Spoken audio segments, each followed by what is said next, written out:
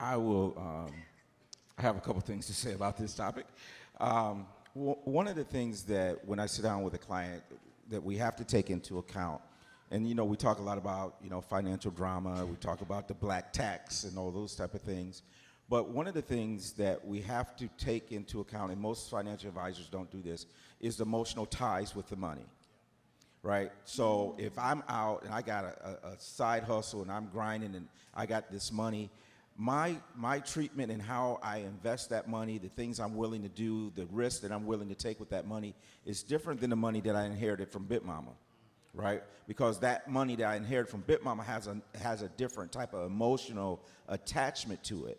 And you have to understand that when you're sitting down talking with someone, is that all money is not the same, depending on where it came from, what they wanted to do, when they want it to happen. That all makes a big difference. And sometimes it's just a matter of having that conversation with people and meeting them where they are. Like that money that he has and say, we don't know where it came from, we don't know why his attachment to it, or why there may be, because we understand our people, we have this thing with trust of financial institutions for good reason. We've been redlined, we've preparatory lending, all these things have happened, and until we sometimes having some of those kind of conversations to unpack what emotions are behind it that puts him in a position where he doesn't want to let it go. We don't know what happened. Someone in his past could have had money, someone he knew had money, they put it in a high yield savings, and then the bank went down and he didn't get his money. Could be some of the things. So we have to kind of unpack some of the emotional ties, and then we can move forward once we've done that. Thank you so much. Okay, thank you. We got about 2 minutes left, and let's just take the last 2 minutes. How about you guys just parting words, parting words, and a little bit of how people can get a hold of you. Yep, I'll start first. So parting words is really the black family is black wealth, right? And so, making sure that we take this serious, regardless of where we are, we need to begin to start having the conversation, start making sure that we are setting up our families for that dynastic wealth, right? Because that starts with us. I am Ash Cash. You can go to my website, iamashcash.com.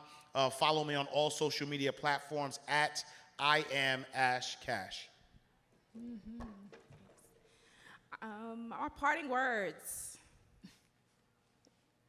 Don't let your family dissolve or throw any of your folks away after November the 5th.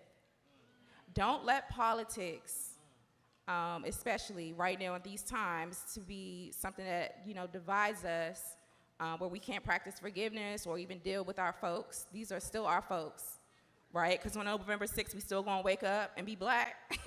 And we will be in this room next year at this conference and, beyond, solving the same problems and creating new solutions to these problems. But we have to stay unified as a family. So those are my parting words. Just keep that in mind. Let's be mindful of that.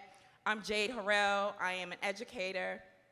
I'm also a consultant in education, media, and politics.